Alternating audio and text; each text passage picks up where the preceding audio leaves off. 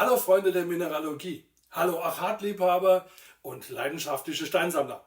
Ich präsentiere hier ein Video aus der Reihe Die Mineralien der Sarnasenke.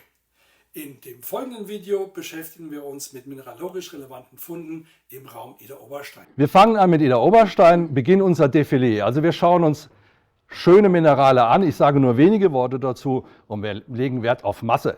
So, Raum Idar-Oberstein, gehen wir in die Nachbarschaft, können wir sehen von hier aus, Steinbruch Juchem. Wir finden dort diese schönen Drusen in dem intermediären Basalt. Traumstück für jeden, schöner Amethyst mit schönem Kalzit, das möchte man gern.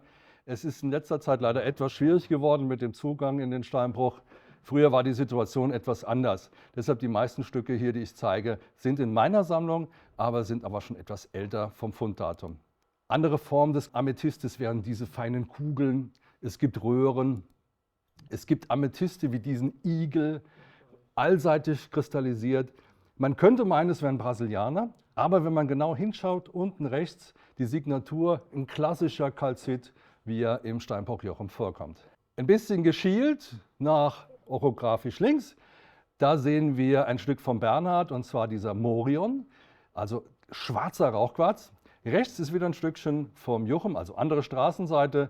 Ja, ein kleines Stück, aber von einer fantastischen Farbqualität. Achtung, die gibt es auch. Aber sehr selten. Das ist eigentlich ein Quarz, der farblos ist, aber auf dessen Oberfläche hat sich Hämatit abgesetzt.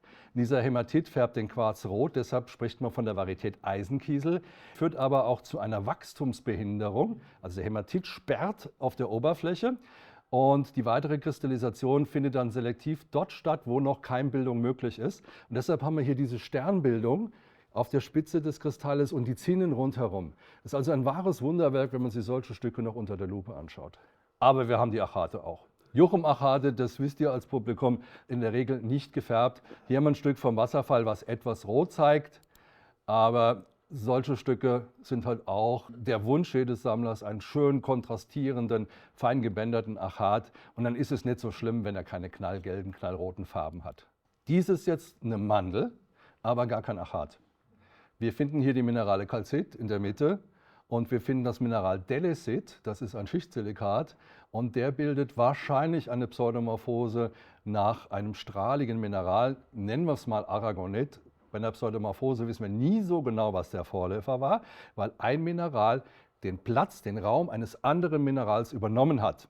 Es zeigt also nur die äußere Struktur und in dem Fall, in einem Anschnitt durch die Mandel, halt dieses wunderschöne Bild. Andere Minerale aus dem Steinbruch Juchem, wo man als auch als Achatsammler nicht Nein sagen kann, wenn man sowas angeboten bekommt, sind diese wunderschönen Kalzite. Dafür ist der Bruch auch berühmt. Es ist eine Vielfalt an Ausbildungen. Wir haben Rhomboeder, wir haben hier Kristalle, die verschiedene Generationen zeigen, verschiedene Farbgebungen. Wir haben tafelige Kristalle. Die Rotfärbung kommt übrigens durch feinstschuppigen Hämatit wieder, der hier eingelagert ist. Wir haben aber auch solche Kristalle, auch hier wieder eine Wachstumsbehinderung, das heißt ein Calcitwuchs. Ein weiteres Mineral setzte sich drauf, eben beim Eisenkiesel war es Hämatit. Jetzt ist es ein Schichtmineral, der Delesit, und der sperrt die Kristallisation und nur an wenigen Stellen kann er weiter wachsen und dann bekommen wir solche fantastischen Calcitkristalle in ihrem märchenhaften Aussehen. Nochmal das gleiche Phänomen, etwas anders gestaltet, da ist der Wirt ein eher säuliger Kristall, aber auch hier die Sperrung und es kommt zu dieser zweiten Generation. Man kann auch das als Zepter bezeichnen, vielleicht ist Ihnen dieser Begriff schon untergekommen. Ein Stück von mir, ich finde es jedes Mal Wahnsinn. Es ist jetzt, die Farbe ist wie Rhodocosit, aber es ist Calcit. Allerdings ist das Ganze, sind 13 mm. Leider ist es nicht sehr groß, aber die Farbgebung ist schon fantastisch. Sehr gesucht, weil sehr speziell, sind die Spiegelkalzite im Juchem. Wir haben bei den Spiegelkalziten eine unterschiedliche Außengestaltung des Prismas oder des Rhomboeders, oft matt, gar nicht mal so besonders interessant, aber oben auf der Basis haben wir ein Pinakoid, was komplett plan und sehr gut reflektierend ist. Daher der Name Spiegelkalzit. Eine Varietät, die halt im Juchem öfters vorkommt, ansonsten sehr, sehr selten ist. Wir haben Kohlenwasserstoffe bei uns in diesem Nahebecken. Leider kein Erdöl wie in Texas, sondern es ist Bitumen, Pyrobitumen, der sich dann auch in den Hohlräumen findet und auf den Mineralen abscheiden kann. Wir sehen zwei Bilder. Hier erstmal eins vom Jochen, ein Überzug auf Calcit. Das ist dann dieser schwarze Lack auf dem Material. Kupfer wird uns ständig begleiten jetzt in der Folge. Kupfer ist im Saar-Nahe-Becken recht schön verteilt. Wir finden es immer wieder. Wir haben auch große Lagerstätten. Jetzt hier vom Jochen ein Kupferkies, ein Kupfereisensulfid. Aber es ist ein kleines Mineral. Sie sehen hier Bildbreite 2,4 mm. Wir haben sogar eine Kupfergrube im Steinbruch Jochen. Und zwar aus dem Mittelalter die Grube Taschenberg. Ab und an findet man einen Stollen, den man dann leider wegsprengt. Das ist ja eine Steinbrucharbeit, die dort stattfinden muss. Und in der Nähe der Grube Taschenberg ist die Kupferhäufigkeit erhöht. Und wir können schöne Malachite auch im Bruch finden. Und selten auch Azurite, auch die gibt es. Und noch seltener den Wulfenit. Mir sind nur zwei Stückchen bekannt, die ich Gott sei Dank beide besitze. Das ist ein Bleimolybdat, das sind diese gelben Dipyramiden. Gut. Was bekannter ist als dieses Mineral, ist ein anderes, das sehr begehrt ist, weil es extrem selten ist. Das ist der Fluorit. Ich habe gestern angegeben mit dem Foto und habe dann direkt ein paar auf die Nase gekriegt, weil es gibt viel bessere Stücke. Aber die Qualität ist außerordentlich. Die Fluorite vom Jochen haben eine intensiv grüne Farbe. Die Farbe bleibt auch, sie ist stabil. Und es gibt Stücke mit Rauchquarz und diesen grünen Fluoriten. Also eine ganz tolle, feine Sache. Das Problem ist jetzt nur, die Fluorite kommen in der Zone vor, wo nur ganz selten gearbeitet wird. Das Stück stammt aus Ende der 80er Jahre, wie der Brecher gebaut wurde im Steinbruch Jochen. Da bewegt sich jetzt nichts mehr. Aber in den unteren Teilen der Hungerwand, da kann schon mal sowas kommen. Weitere Fundstellen im Raum Idar-Oberstein. Fangen wir bei mir vor der Haustüre an. Ich wohne in Vollmersbach. Und da ist der Steinbruch Vollmersbach in einer Kurve, in einer ganz ekligen Kurve. Der eine oder andere kennt die vielleicht. Die Situation ist so, dass ich mich dann nicht mehr reintraue, weil die Wand extrem gefährlich geworden ist. Die hängt zum Teil über. Dennoch sehe ich immer regelmäßig Leute dort parken an der Stelle und irgendjemand klettert dort. Ich kann davor nur warnen. Also in den Steinbruch zu gehen, der nicht beaufsichtigt ist, das ist sehr, sehr gefährlich unter Umständen. Klar, es jagt einen keiner weg, man kann dort sammeln, aber da muss man wirklich extreme Vorsicht walten lassen. Interessant ist der Bruch auf alle Fälle.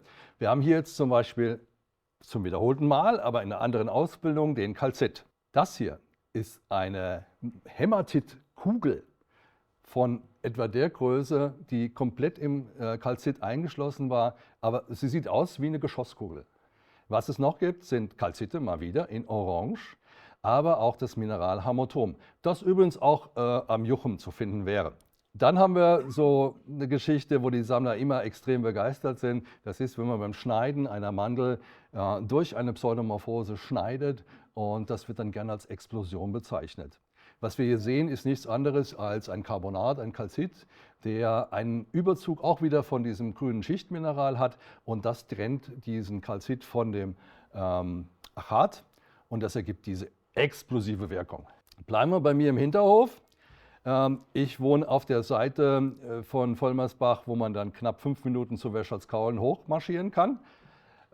Und dort wurde ein Brunnenhaus gebaut auf der Höhe und es gab diesen wundervollen Amethyst, den mein kleiner Sohn in jungen Jahren aus der Kiste des Papas fischte und einen Hammer drauf gehauen hat und er genau so zerlegt hat, wie er jetzt aussieht. Besser kann man es gar nicht machen. Es gab eine Vielzahl von Achaten an der Stelle. Die meisten waren relativ klein. Typisch waren die kleinen Spherolithe, die Sie hier erkennen können, die auch zum Teil bildbestimmend auf den Steinchen waren. Wie gesagt, die waren zwischen 30 und 70 mm, aber sehr, sehr schön gezeichnet. Gegenüber auf der Talseite, also man kann es von der Stelle sehen, aber man müsste fliegen können, um hinzukommen, liegt der Steinkauenberg. Und der Steinkauenberg ist ja ausgebaut als touristische Attraktion, wo man barrierefrei sich die Mandeln von Achat und von Amethyst im Gestein anschauen kann.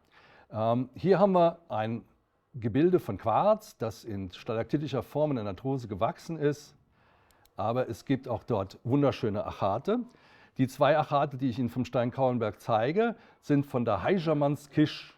Ein Heigermann ist jemand von dubioser Herkunft, der durch die Wälder schleicht und irgendwo Feuer macht und dann sein Geld verdient, entweder durch das Flicken von Kupferkesseln oder durch Kindesraub. Also ganz schlimme Vagabunden, das waren die Heigermänner und scheinbar hat dort in der Höhle haben solche Haischermänner gehaust. Das ist also die Stelle, die schon sehr alt ist und die lange bekannt ist am Stein Kaulenberg. Weiteres Beispiel wäre dieser Stein, auch fein gebändert, aber bei mir in der Sammlung sind die Steine meistens nicht sehr groß. Der ist also 6 cm, etwa diese Größe.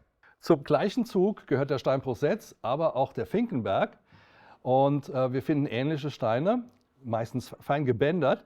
Hier ist ein Stück vom Sachsenweg, der zeigt schon etwas die bräunliche Tönung. Und 200 Meter höher beim Bau der Firma Giloy, des großen Diamant- und Schmuckhändlers, wurde beim Fundamentbau fantastische Achate gefunden, die so eine Cappuccino-Farbe haben. Die größten Stücke waren so bis 20 cm. Allerdings auch, wie der Sammler kennt das, immer nur auf einem kleinen Spot. 4, 5 Meter kam viel, rechts und links nichts mehr. Jetzt steht ein Hochsicherheitstrakt drauf. Wie gesagt, es ist eine Diamantfirma, da kommt man nicht mehr rein. Ein letztes Stück vom Finkenberg ist auch wieder dieser bunt gefärbte und mit Sphärolithen gezeichnete Achat. So, da dürft ihr mich nachher fragen, wir können zusammen spekulieren, wie diese Struktur entstanden ist. Ich weiß es nicht. Ne? Also es ist einmal eine Abpseudomorphose nach einem Carbonat, das ist dieser Mercedes-Stern in der Mitte, rundherum etwas Platz und dann eine Hülle von feinsten Gespinsten von Chalcedon. Auch wieder eine Vergrößerung, 4,5 mm und das Stück stammt von der Erdelsflur, das ist dort, wo die Hochhäuser auf Götschid stehen. Etwas in der Nähe auf Karschholz, das ist der Rücken oberhalb vom Krankenhaus. Dort stammt dieser Achat her, der zertrümmert wurde durch tektonische Ereignisse, aber auch dann wieder geheilt ist durch eisenhaltige Lösungen und deshalb dieses schöne Bild zeigt. Bewegen wir uns etwas weiter auf uns jetzt zu. Von Götschid her kommen wir durch Hintertiefenbach. Und dort hatten wir das Glück, leider stark verwitterte Achate zu finden, die aber durch die Verwitterung diese fantastischen Liesegang-Ringe zeigen konnten. Das ist jetzt ein geschliffenes Stück und hier haben wir nur die Schale von außen von solch einem Stein und ein perfekter Liesegang-Ring auf dem Äußeren zu sehen. Liesegang-Ringe entstehen durch selektive Bänderung in einem chemischen Prozess. Das ist eine Verstärkung von Ansammlungen von Pigmenten und eine Verarmung. Und dadurch bekommt man dieses gestreifte Muster, was im Idealfall diesen konzentrischen Aufbau hat. Etwas weiter weg finden wir Achate von Regulshausen. Hier ein Achat von einer Fundstelle, die leider auch nicht mehr zugänglich ist. Dort befinden sich jetzt Wiesen und eine Pferdezucht, und zwar ist das in Regulshausen. Das sagt aber keiner hier. Der Ort heißt Reelse. Dann eine meiner besten Fundstellen für kleine und wunderschöne Achate war in der Vasenstraße. Dort gibt es einen Felsen, der neben dem Bahngelände steht und zwischen den Häusern, und der bröckelt ab und zu ein bisschen ab. Und in dem Material findet man wunderschöne kleine Achate. Hier auch wieder ein schönes Sphärolith drin. Leider haben sie das mittlerweile befestigt und da bröckelt nichts mehr.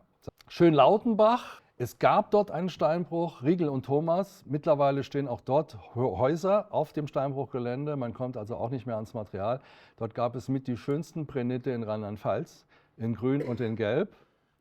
Wir werden nachher noch andere Prenite sehen, aber die waren für die Ide-Obersteiner Region die besten. Es gab auch welche in Fischbach, aber die von Schönlautbach waren häufiger. Jetzt sind wir schon ziemlich am Rand vom Ide-Obersteiner Bereich. Das ist Sien. Und dort gibt es am Welschröder-Hof einen kleinen Steinbruch. Und dort gab es Achate, aber auch fantastische Eisenkiesel. Und man kann sehen, dass diese hier richtige Phantomquarze bilden. Ein Phantom ist ein früheres Wachstumsstadium des Kristalls, das abgebildet wird durch eine weitere Phase. Das können Gase sein oder das können Mineralschuppen sein. Und dann wächst der Kristall durch und wir sehen in den Kristall und können diese Wachstumsphase nochmal erkennen.